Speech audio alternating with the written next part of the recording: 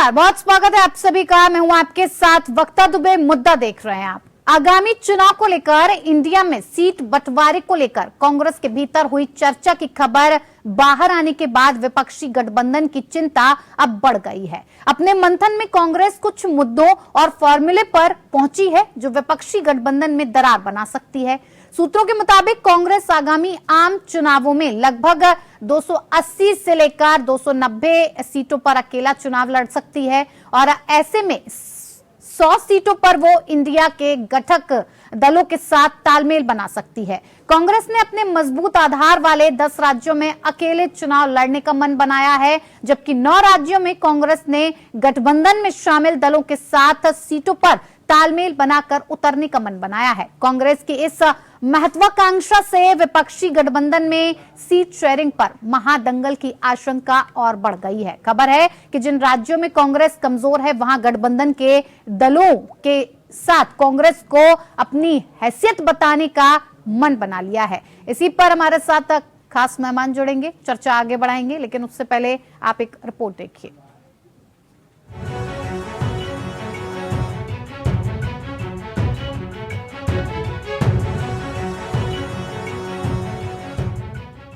विपक्षी गठबंधन इंडिया में शामिल सभी दलों ने ज्यादा से ज्यादा सीटें हासिल करने के लिए दबाव बनाना शुरू कर दिया है।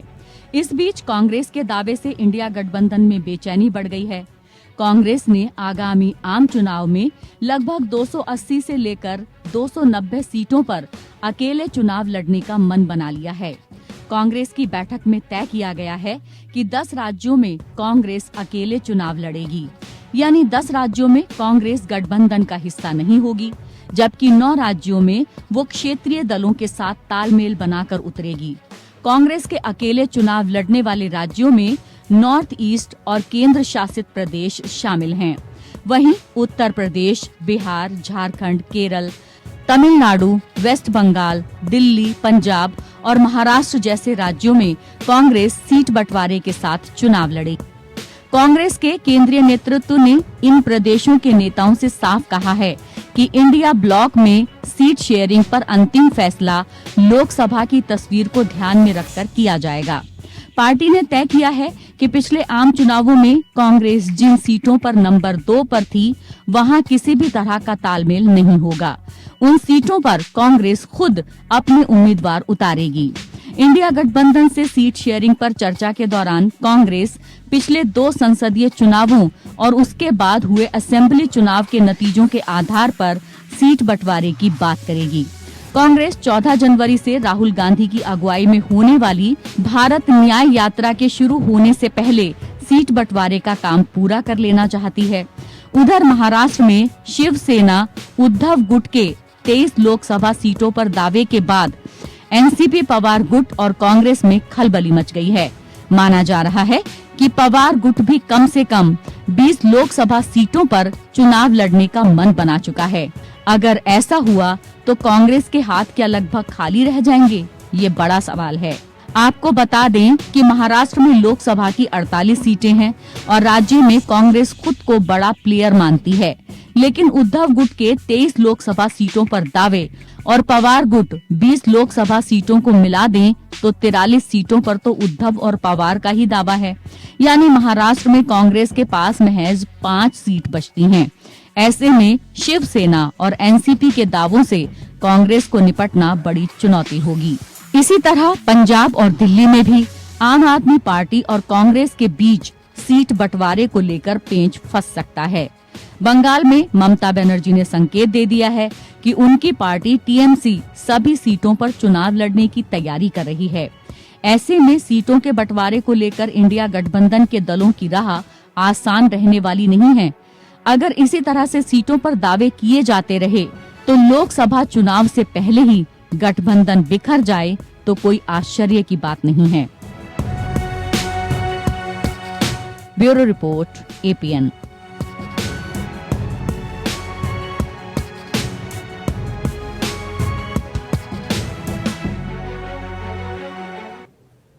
तो इसी पर चर्चा के लिए हमारे साथ खास मेहमान जुड़ चुके हैं, जिनसे मैं आपका परिचय करवा देती हूँ। हमारे साथ मनोज पंडित बीजेपी के नेता जुड़े हैं, साथ ही साथ राजेश यादव कांग्रेस प्रवक्ता हमारे साथ जुड़ गए हैं, तारिक खान सपा प्रवक्ता हमारे साथ हैं और साथ ही साथ स्वयं प्रकाश पुरोहित टीएमसी के प्रवक्ता हमारे साथ था इस विषय पर चर्चा के लिए जुड़ गए हैं। बहुत बहुत स्वागत है आप सभी का। शुरुआत में राजेश यादव जी आपके साथ करना चाहूंगी। लगातार मंथन हो रहा है सीट शेयरिंग को लेकर। बात तक कांग्रेस की करें तो अब कांग्रेस ने लोकसभा के लिए जो तैयारी कर रखी है और जो फॉर्मूला निकाला है वो ये निकाला है कि अब 280 से लेकर 290 सीटों पर वो अकेले चुनाव लड़ेगी और 100 सीटों पर वो इंडिया गठबंधन का साथ लेगी। क्या लगता है राजेश जी, आपके इस रवैये से आपके जो लोग हैं जिन्हें आपने अपने गठबंधन में शामिल किया है वो राजी हो जाएंगे आपकी इस जो सहमति से जो कदम आपने उठाया है? नहीं, कोई ऐसा कदम नहीं उठाया है। और अभी तो हमने क्या है, इंडिया गठबंधन की एक कमेटी बनाई है और कमेटी में कहाँ कौन कौन सी पार्टी कौन से नंबर पे आई थी वो सारी कमेटी वो डिसाइड करेगी, वो तय करेगी कि किस प्रदेश में किस पार्टी को कितने एक नंबर पे रहे थे और कितने कैंडिडेट जीते हुए थे। तो वो सारा खाका तैयार करके हैं, उस पर अभी चर्चा होनी है। और बाकी तो सब न्यूज जैसे मर्जी चला रहे हैं, उसमें कोई वो नहीं है। कब तक हो जाएगी चर्चा? कितना वक्त बाकी रह गया है लोकसभा चुनाव के लिए? लगातार जब भी कोई सवाल किया जाता है कांग्रेस से सीटों को लेकर, सीट बंटवारे को लेकर, इंडिया गठबंधन को लेकर, तो सर आप चर्चा चल रही है, चर्चा कर रहे हैं, इसको लेकर कमेटी ये कब तक आपका ये जवाब रहेगा सर? ये इंडिया गठबंधन में एक लोकतांत्रिक है और लोकतांत्रिक तरीके में वो समझ गए सर लोकतांत्रिक है, लेकिन इसका स्पष्ट तौर पर क्या कांग्रेस पार्टी कभी जवाब देती है? देखिए आप जो बात उठा रहे हैं, आपने कम से कम आप गठबंधन में ये बात तो बोल ही रहे हैं।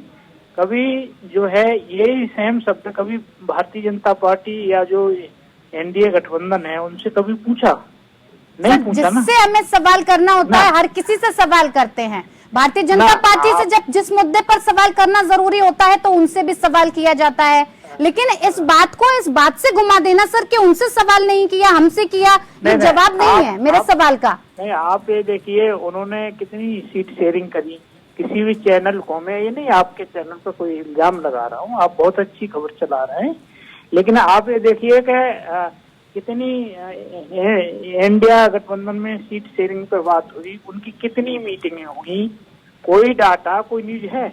वहाँ लोकतंत्र नहीं है ना, यहाँ लोकतांत्रिक है, लोकतांत्रिक तरीके से सारी चीजें तैयार हो रही हैं। और कोई भी पार्टी, हर आदमी पार्टी को क्या मुझे ज्यादा सीटें मिल जाए, ये तो हर पार्टी सोचती है, लेकिन कमेटी इसलिए बनाई जाती है कि कमेटी वो तय करती है और बताती है कि इस प्रदेश में इस पार्टी को इतनी सीटें मिलनी चाहिए जिससे कि ये सीटें निकल सकती हैं। जो सीटें निकलेंगी, जहाँ चुनाव जीत रहे होंगे, कुछ ठीक है। मनोज पंडित जी आपकी इस बात पर कुछ कहना चाहते हैं? जी मनोज पंडित जी, जानकारी दी जाएगी।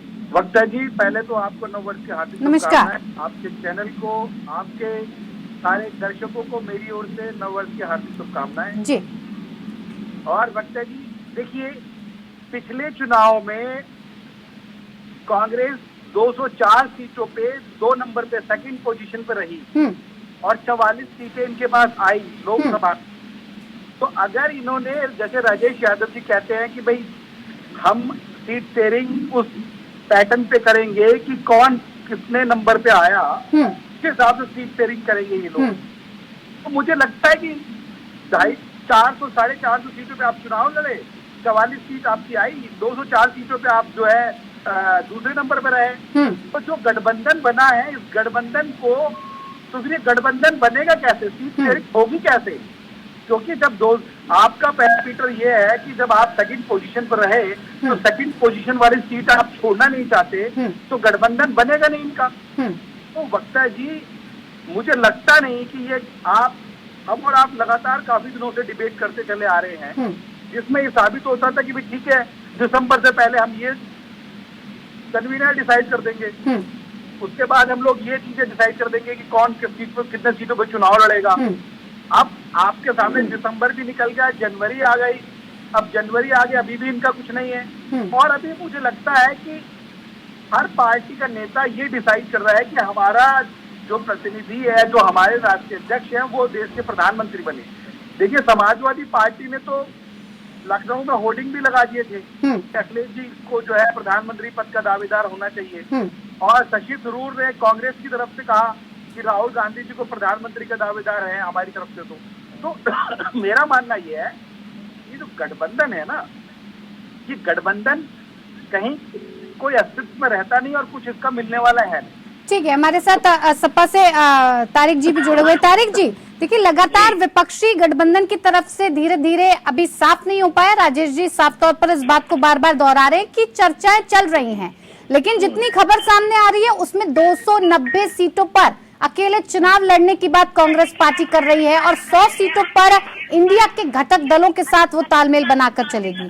आपको लगता है आप इस पूरे जिस तरह का कदम उठाया जा रहा है कांग्रेस पार्टी की तरफ से, इंडिया गठबंधन में शामिल दल इस बात से राजी होंगे? क्या आप राजी होंगे? देखिए, मीडिया में दो तरीके से खबरें आती हैं। ज्यादातर सूत्र के ऊपर ही करते हैं, उसमें कोई दिक्कत नहीं है। ये भी कोई सूत्र होगा, लेकिन लगभग 550 सीटें हैं, तो बाकी बची हुई सीटें खाली छोड़ दी गई। कोऑर्डिनेशन कमेटी बनी गई कि आप कि कौन कौन सीटों पे कौन लड़ेगा। हमने डेडलाइन लगभग फर्स्ट वीक ऑफ जनवरी दी है, 10th तक, मान लेते हैं 10 ठीक है। ऑलमोस्ट जहां तक मेरी बात है, मैं उत्तर प्रदेश का बता रहा हूँ, ऑलमोस्ट अंदर खाने अंदर से ऑलमोस्ट बातें तय हो चुकी हैं कि किसको कौन कितनी सीटें देनी और कौन किस सीटों पे लड़ेगा। ये पहले दूसरे नंबर वाला फॉर्मूला तो चल नहीं सकता मैम, क्योंकि इससे तो बहुत ज्यादा दिक्कत हो जाएगी। तब तो उत्तर प्रदेश में बहुत समस्या हो जाएगी, क्योंकि आप बहुत कम जगह पे 2 नंबर से, अगर इसी फॉर्मूले से बात की अलग अलग स्टेट पे अलग, जैसे यूपी से जावेद अली खां है जो कोऑर्डिनेशन कमेटी के मेंबर है, राज्यसभा सांसद, लगभग बातें फाइनल हो चुकी हैं सीटों की कोऑर्डिनेशन की। वजह नहीं लगता कि बहुत ज्यादा समस्या आने वाले टाइम में होंगी। बाकी सीटों पे क्या फिर नहीं लड़ेंगे? अब अखिलेश यादव को समाजवादी न कहे कि प्रधानमंत्री बना दे तो कहने मोदी को बना दे, या भारतीय जनता पार्टी कहेगी कि अखिलेश यादव को प्रधानमंत्री बना दे। मतलब ये इलॉजिकल सवाल भारतीय जनता पार्टी उठाती है। सभी पार्टियां अपने ही नेता को तो कहेंगी कि उसका कार्यकर्ता क्या चाहेगा। राजभर ओपी राजभर का कार्यकर्ता चाहता है कि कल वो योगी को पटक के मुख्यमंत्री बन जाए। तो मैं कार्यकर्ताओं की आप बात सुनेंगे, पार्टी के जो बड़े लीडर्स होते हैं, बीजेपी 50-70 साल से कोशिश कर रही है कि उसका प्रधानमंत्री बन जाए। ये मतलब कैसे सवाल ये लोग खड़े करते हैं, मुझे हंसी आती है इनके सवालों पे। तो समाजवादी पार्टी तो डिमांड करेगी अखिलेश यादव को मुख्यमंत्री बना दिया जाए, प्रधानमंत्री बना दिया जाए। तो हम लोग क्या डिमांड करें कि लाल कृष्ण आडवाणी बना दीजिए प्रधानमंत्री? ठीक है, ठीक है। हमारे साथ स्वयं पुरोहित टीएमसी से भी प्रवक्ता जुड़े हुए हैं। सर, देखिए, लगातार कांग्रेस और विपक्षी दल की तरफ से इस बात को उठाया जा रहा है कि 290 तक की सीटों पर वो अकेले चुनाव लड़ना चाहेगी। ऐसे में मनोज जी, मैं आऊंगी आपके पास, रुकिए। ऐसे में पश्चिम बंगाल में अगर ममता बनर्जी की बात की जाए तो वो अकेले चुनाव लड़ने को तैयार हैं। हर सीट पर वो अकेले लड़ना चाहती हैं, हर सीट पर वो चाहती हैं कि उनका कब्जा हो। इंडिया गठबंधन से वो किसी भी तरीके का कोई सरोकार नहीं रखना चाहती हैं। ऐसे में क्या आगे फिर इस गठबंधन को जो बनाया गया है, इसका फायदा क्या रहेगा सर? देखिए, ये जो गठबंधन बना है, ये आपको सोचना पड़ेगा कि आजाद भारत में जिस तरह का गठबंधन इसके पहले बना है आज तक जितनी भी चुनावी पार्टी, चाहे वो एनडीए का गठबंधन बना हो, चाहे यूपीए का बना हो, चाहे इसके पहले कोई भी गठबंधन बना हो, ये जो गठबंधन बनने जा रहा है, ये विचारधारा के ऊपर में जितने लोग जुड़े हुए हैं, जो गांधी की विचारधारा को मानने वाले लोग हैं, वो सब एक छतरी के नीचे आ गए हैं। जब देश के अंदर में आज लोकतंत्र खतरे में है, उसको बचाने के लिए सारी विपक्षी पार्टियां, 28 से ज्यादा पार्टियां करीबन इंडिया गठबंधन में आ चुकी है। तो अब कांग्रेस पार्टी हो, चाहे तृणमूल कांग्रेस पार्टी हो, चाहे समाजवादी पार्टी हो, चाहे आम आदमी पार्टी, जितनी भी पार्टियां हैं इसमें, सबका बराबर का दर्जा है इसके अंदर में। सबसे पहले आपको ये सोचना है कि हम विचारधारा की लड़ाई में लड़ने के लिए एकजुट हो रहे हैं, तो इसके अंदर में सिंबल सबका अलग है। तृणमूल कांग्रेस का अलग सिंबल है, कांग्रेस का अलग सिंबल है, सब अलग अलग सिंबल पे चुनाव लड़ सकते हैं, लड़े भी हैं। मगर हम पश्चिम बंगाल के अंदर की बात करते हैं तो पश्चिम बंगाल में हमारी नेत्री सक्षम है, तृणमूल कांग्रेस सक्षम है। 2021 में अकेली ममता बनर्जी ने व्हील चेयर पे बैठ करके इन पूरी की पूरी तानाशाही केंद्र सरकार को भेज दिया वापस दिल्ली। किस तरह से इन्होंने नारा दिया था बंगाल में, अब की बार 200 पार, ईडी, सीबीआई और क्या क्या न जाने बातें की थी, मगर उसके बाद भी ये स्वयं पुरोहित जी, ठीक है, आप जो कह रहे हैं बहुत सही बात कह रहे हैं। पश्चिम बंगाल में ममता बनर्जी का इतना होल्ड है, वो सियासत बहुत पुराने वक्त से करती चली आ रही है, तो उनका वो होल्ड है। लेकिन ऐसे में अगर इंडिया गठबंधन जो बनाने की बात कही गई, उसका क्या फायदा सर? बनाया तो आपने इसीलिए ना कि भारतीय जनता पार्टी को सत्ता से उखाड़ फेंके। जी 100% उखाड़ कर फेंकेंगे, ये निश्चय है। ये नहीं अकेले नहीं शामिल, ये मान ले हम कि आप नहीं है शामिल इस गठबंधन में, क्योंकि जब आप अकेले ही चुनाव लड़ रहे हैं तो इंडिया गठबंधन से आपका क्या नाता? नहीं, ये आपको बता देते हैं जब चुनाव होगा। देखिए अभी बहुत सी चीजें तो पत्ते और खुलने बाकी है, 10-15 दिनों का इंतजार करिए, 15 तारीख तक का इंतजार करिए, आपको बहुत सी चीजें क्लियर हो जाएगी। आप 2 हफ्ते का और इंतजार करिए, बहुत सी चीजें क्लियर होगी। अगर गठबंधन नहीं भी बनता, अगर बंगाल में नहीं हुआ, सपोज कर लीजिए, तो भी तो हमने तो वादा किया कि हम इंडिया गठबंधन, तृणमूल कांग्रेस, ममता बनर्जी ने तो भारतीय जनता पार्टी के साथ तो जाने से रही, अब इंडिया गठबंधन के साथ है। पश्चिम बंगाल में अगर हम जीत करके आते हैं, 35 सीट जीत करके आती है तृणमूल कांग्रेस, क्या खराब है? क्या खराब है? मैं ये बात करता हूँ, 42 की 42 सीटों पर अगर तृणमूल कांग्रेस उम्मीदवार देती है कांग्रेस पार्टी, जैसे आज देखिए तेलंगाना में क्या हुआ, तेलंगाना के अंदर में जो वहां की जो एक क्षेत्रीय पार्टी थी, YSR रेड्डी की बेटी की जो पार्टी थी, उन्होंने अपने उम्मीदवार नहीं दिए और कांग्रेस पार्टी तेलंगाना में जीत करके आई और अभी उन्होंने कांग्रेस के साथ में उन्होंने कांग्रेस का दामन पकड़ लिया है। ठीक है, तो ठीक है। राजेश पुरोहित जी, इस तरह का एक समझौता होता है। पुरोहित जी की बातों से आप कितना सहमत हैं? इस बात से आप सहमत होंगे कि पश्चिम बंगाल में अगर ममता बनर्जी अकेले लड़ने का मन बना रही हैं, तो आप इस बात से सहमत हैं? राजेश जी। जी देखिए, ये ममता बनर्जी ने तो कहा नहीं है कि हम अकेले लड़ रहे हैं।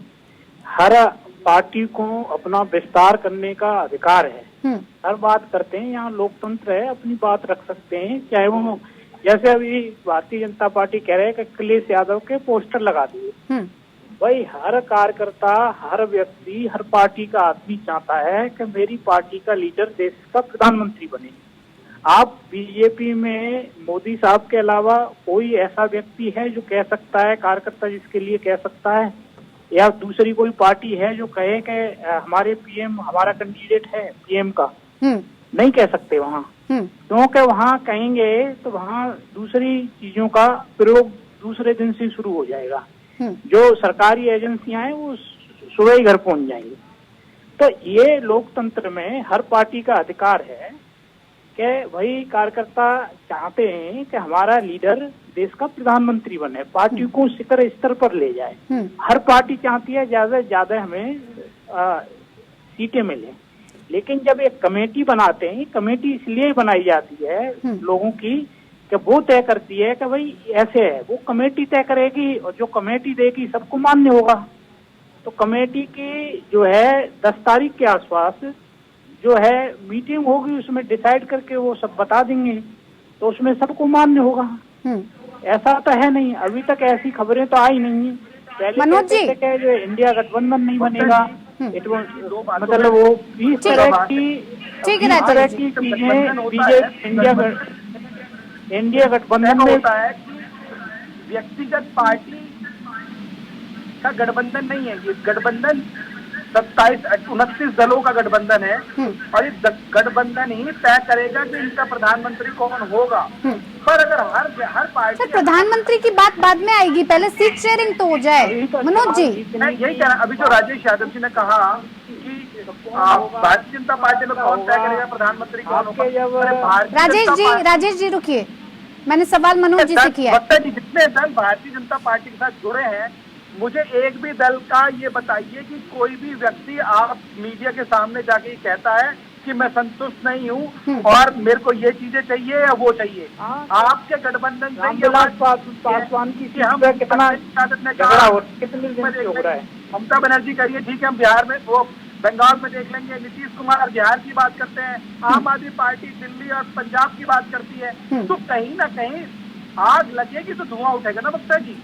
आपके मन और मतभेद है आप में, जो जनता के सामने दिख रहे हैं या जो मीडिया के सामने दिख रहे हैं। वो तो कह रहे हैं कि सब तय हो गया है, चर्चा चल रही है, मीटिंग होगी, तय हो जाएगा। फिर आपको ऐसा बार बार क्यों लगता है मनोज जी कि दरार पड़ रही है या किसी तरह से कुछ सॉल्व नहीं हो पा रहा है? वक्त आएगा तो वो भी सामने आएगा। बस अब वक्ता जी आप मेरी बात सुनिए ना, हमें कोई दिक्कत नहीं है। हम तो कहते हैं कि ये चुनाव के बाद तय कर ले, हमें क्या आपत्ति है, हमें कोई आपत्ति नहीं है। हम तो चूंकि आपके साथ बैठे हैं और हमें अपना पक्ष रखना है, तो हम तो लगे हुए। देखिए बात सुनिए, हमारी चुनाव की तैयारी पूरी मजबूत है। हम भारतीय जनता पार्टी हर चुनाव को मजबूती से लड़ती है, ये आप भी देख रही है। और 5 राज्यों को चुनाव ने साबित कर दिया। वक्ता जी अब देश की जनता जानती है कि उनका भविष्य सुरक्षित कहाँ पर है। और गए वो जमाने जब लोग जुमलेबाजी करके और लोगों को बहका के वोट ले लिया करते थे। आज की डेट में हिंदुस्तान के किसी भी कोने में अगर कोई घटना घटती है तो 5 मिनट में पूरे विश्व में होती है। तो जिस युग में हम जी रहे हैं उस युग के हिसाब से हमें चलना पड़ेगा। ठीक है मनोज जी, मेरे पास वक्त की कमी है, मैं ज्यादा वक्त नहीं दे पाऊंगी। तारिक खान जी खड़ा होगा जो काम करेगा जनता, ठीक है, जनता के लिए काम करना पड़ेगा आपको। ठीक है तारिक खान जी, जाते जाते आपकी प्रतिक्रिया। मैं ये कह रहा हूँ कि भाई आप चुप जाए, दूसरे की बात सुनिए। देखिए बीजेपी एक तरफ कहती है कि बहुत कंफर्टेबल विक्ट्री है इनकी। ठीक है भाई, जब आप जीत रहे हो तो क्यों परेशान? आपसे मतलब हम प्रधानमंत्री तय करें नहीं करें, किसको बनाए किसको नहीं बनाए। जब आप जीत रहे हो तो घर बैठो आराम से। 80 में 80 जीत भी रहे हो, काला पीला नीला जोन भी बना रहे हो। आरएसएस रिपोर्ट कर रही है कि आपके कई सांसद हार नहीं। ये क्या है? ये डबल स्टैंड है। या तो जीत रहे हो या तो हार रहे हो। अगर जीत रहे हो इत्मीनान से, मोदी साहब की लहर है, इतना स्टैंड जीते हो तो घर बैठिए, क्यों चिंता कर रहे हैं आप? ठीक है, कि हम किसको प्रधानमंत्री बनाएंगे, सीट शेयर करेंगे या नहीं करेंगे।